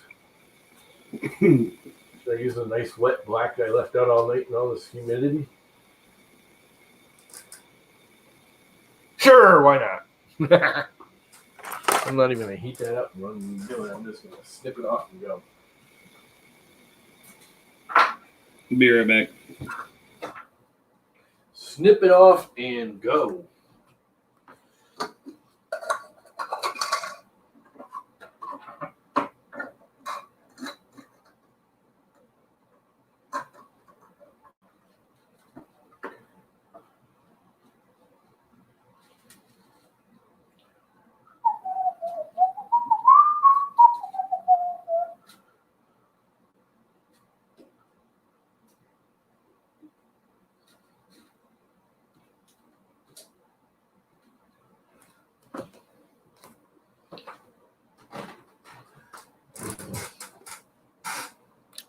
Let's heat her up.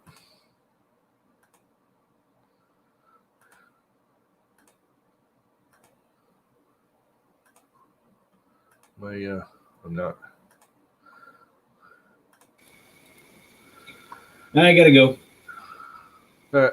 See you later, man. Later, everybody in chat. Not gonna be much longer either. So, what am I gonna slice?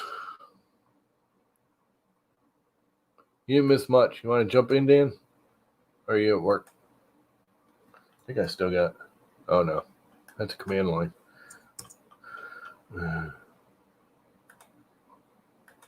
I'm probably not going to stream much longer. If someone wants to hop in for a little. Let's see. What am I doing? What am I going to slice? What do I got? What do I got that's fairly easy? I'm using the black. You know what I don't have? I don't have a black llama head. I'm going to have to do a llama head. Let's see. Do I have the llama heads in here? Those are all just the logos. I don't think I have any actual SD files. Llama heads. I just might. Which one do I want to use? Oh, that's the crappy one.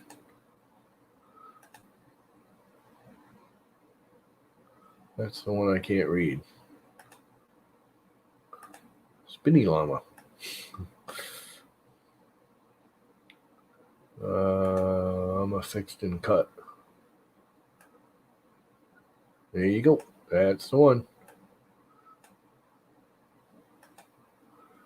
That would be the one. It's too small. You know what? Yeah, why not? Make it bigger. And I'm going to make it even bigger. Make it like 150. Sure, nice and big. Start slicing. New base. Edit. Let's raise the 2.2. Let's make it an even 2. 2, 2, 2. First layer flow rate. Other. Who's advanced? Where's my override? Advanced right here. 92%. Yep. Speed. 60, 50, 40, 40, 60, 40, 40, 35. Top fill. Sure. Slow down first layer. Save. Slice.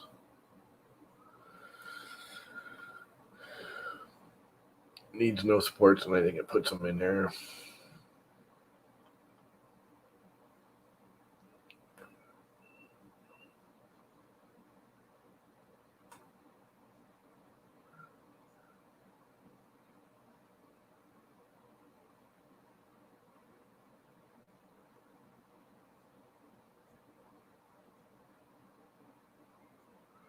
Yeah, where's Viking?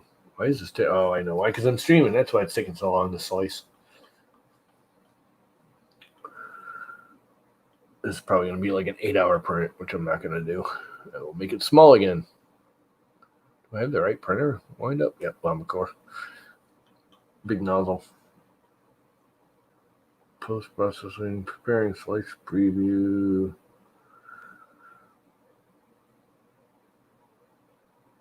Yep, put frickin' supports in. Turn supports off. Edit. Supports. None. Because it needs none. Save. Slice. Gotta do it all over again. Slicing and dicing and slicing and dicing and slicing, and it's taking off a long time because I'm streaming.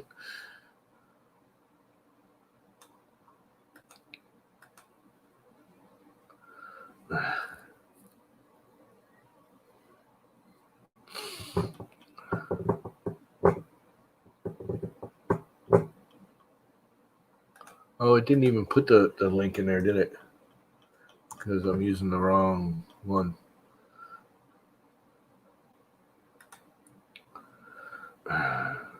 That's much better looking. 4 hours and 12 minutes. Let's do it. Let's see if I can actually get this thing to print today.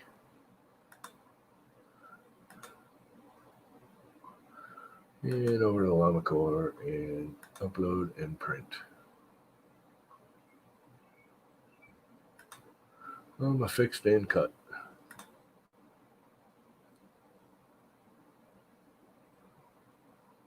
It uploads slower with 3 too. It used to do that instantly. Like that would be like a 2 or 3 second upload.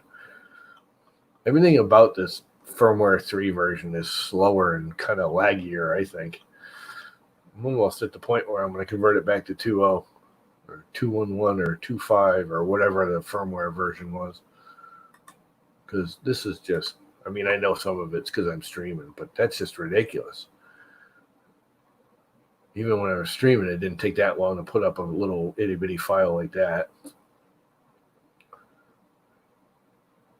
Let's see if it'll actually print proper like.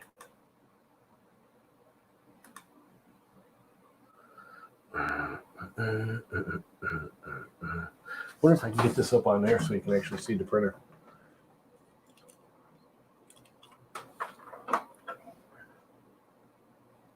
Sort of.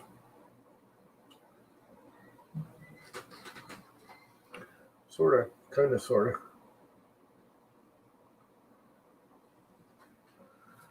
You can sort of, kind of, sort of see the printer. Kind of, sort of.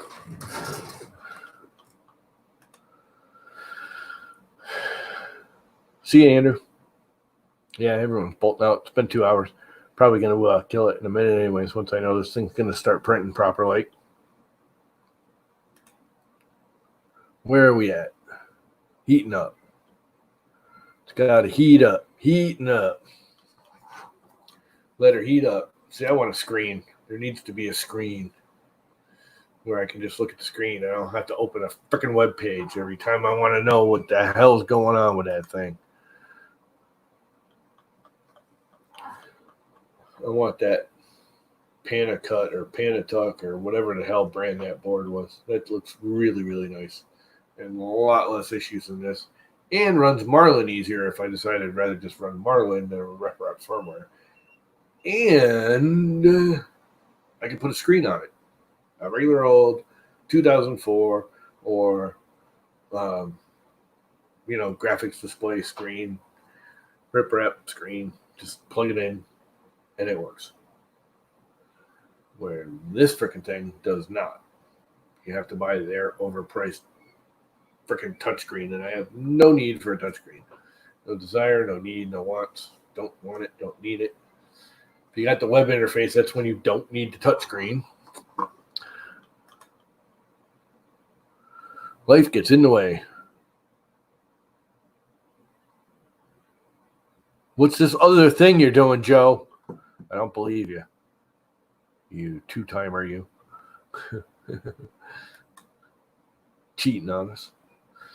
Couple more degrees for the bed. Freaking osprey, hawk, eagle, whatever the hell that thing is outside, screaming like crazy. Really wish they'd just shut up and freaking wait for the chipmunks to come out and eat them.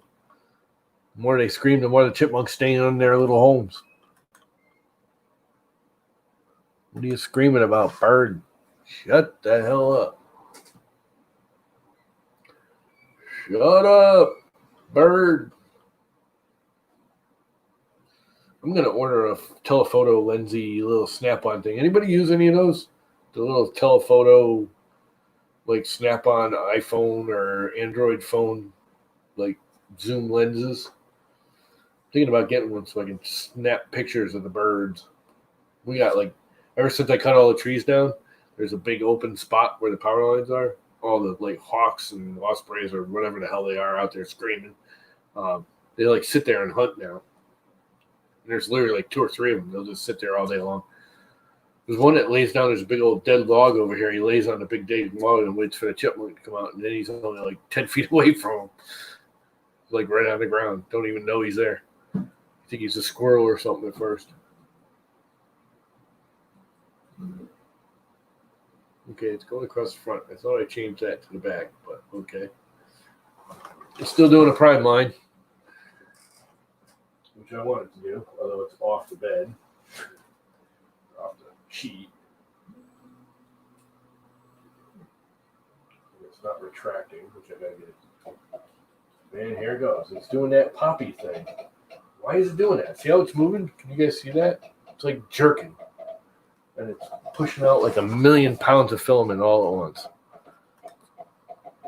Emergency stop. Now I believe when it reloads, I can just give it a Z25, which I can.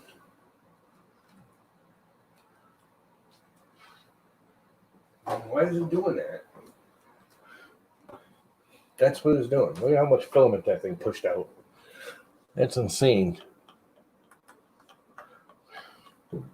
I mean, I don't know. I'm good, about ready to give up on this machine and convert it back.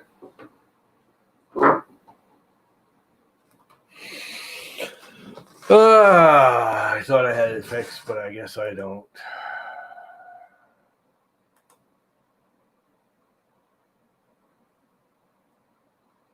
I have to look at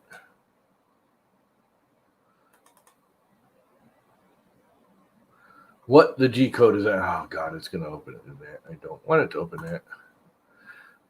Where is it? Get info. Now on, I want you to always open everything in other.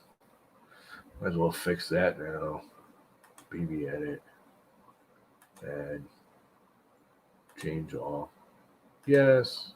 Forever and ever and ever. I want you to open it in the text editor, not in the slicer. I got to figure out what code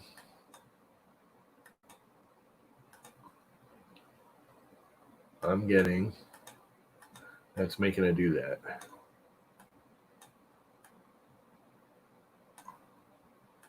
What is it in here? Purge line, purge extruder, Y, Z, Z. Y, Z, Z.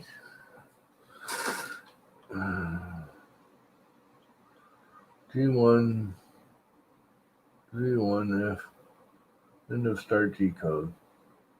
Layer 0, Z, height.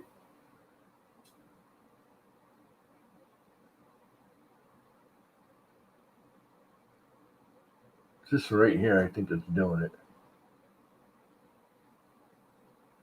I have no idea what all this crap is. Something in here. I think it's this. But how do I get rid of that? And why is it doing that? Where did that come from?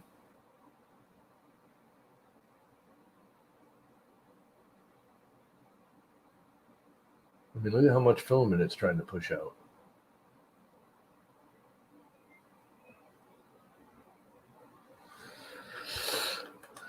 I think that's actually an idea maker thing.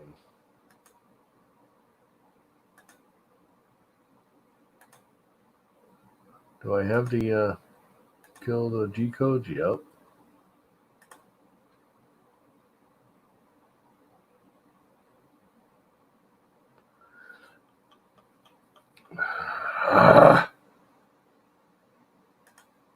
I don't know. I give up for today. I don't have the mood mentality to deal with it. I think I'm going to kill the stream. It's been 2 hours and 4 minutes. So it's been fun. It's been real. It's been real fun. Bye. I'm going to kill it later, guys. Everyone's gone anyways, looks like. End broadcast.